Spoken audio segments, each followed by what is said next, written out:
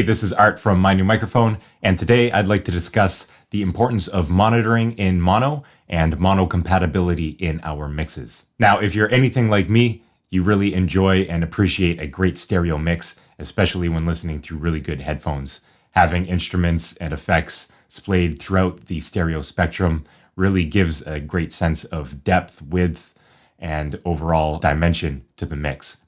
But not everybody will be listening to your music in great headphones or even stereo systems.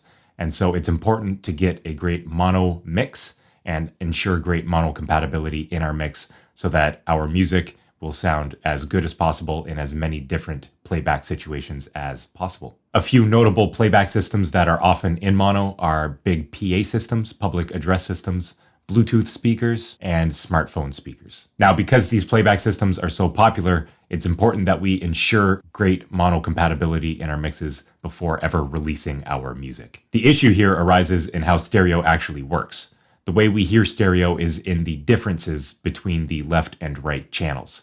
And so when we sum these channels together to mono for mono playback, we have any differences between the left and right channels interfering with each other. Sometimes we hear this as a thinning of the mix, especially when there are big differences in the low and low mid ranges of the mix. Other times we can lose stereo effects when summing to mono, or even entire instruments if they have been pushed too wide in the mix. So to ensure great mix translatability, that is the mix sounding great on as many different playback systems as possible, it's critical that we focus our attention, at least in part, on great mono compatibility during our mixing sessions. Furthermore, mixing in mono gives us the additional challenge of forcing us to separate elements within the mix in different ways. That is with faders or EQ or sidechain compression even. Working harder to separate elements in the mix when monitoring in mono will not only help the mix sound better when it's summed to mono in our mono playback systems, but it will also help separation in the stereo mix as well when we go back to monitoring in stereo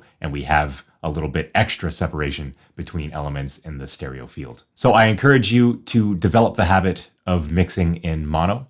Personally, I like starting the mix monitoring in mono as I get my initial mix with faders, EQ, and compression. And then I will go through and A/B test throughout the rest of the mix, going back and forth between stereo and mono, just to ensure that my reverbs and delays and other stereo effects are sounding good both in stereo and mono. Setting up mono monitoring in your digital audio workstation isn't usually too difficult. There are often utility plugins like gain or trim plugins that you can put on your mix bus to sum the mix bus to mono. Additionally, there may also be pan pots on the mix bus that you can pan to center to achieve the same result. In this video, we'll hop into Logic quickly and I will show you how I do it in my DAW of choice. All right, so here we are inside of Logic Pro, and I just want to show you quickly how I go about mixing in mono during my sessions. Now, this mix right here has already been done. I actually go through and mix this entire session in my Mixing With Me video course training. I will leave a link to that in the description box below. But just in this quick video, I want to show you how I go about mixing in mono. So we have our mix bus right here that is being sent to the stereo out. Here's my talkback. And what I like to do is just open up a gain plugin. We will go to, in the case of Logic Pro, Utility, Gain, and I have a stereo mix bus here. So it'll be a stereo plugin. I will turn that on and there is a mono toggle right here. So you can turn on mono or off mono. So let's listen through a few bars and I will toggle this on and off so you can listen to the mix in stereo, how it will ultimately be bounced out and how it sounds when it is summed to mono. So here we go. Be quite Logic, go. You're my everyone.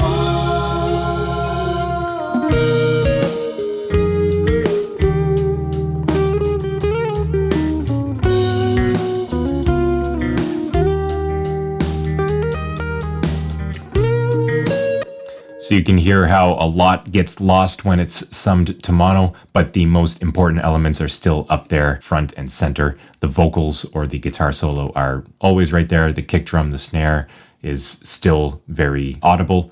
when it is summed to mono, even though we lose a little bit of the stereo effects. So that's how I do it in Logic Pro. Pro Tools, for example, will actually have 2 mono signals in the mix bus.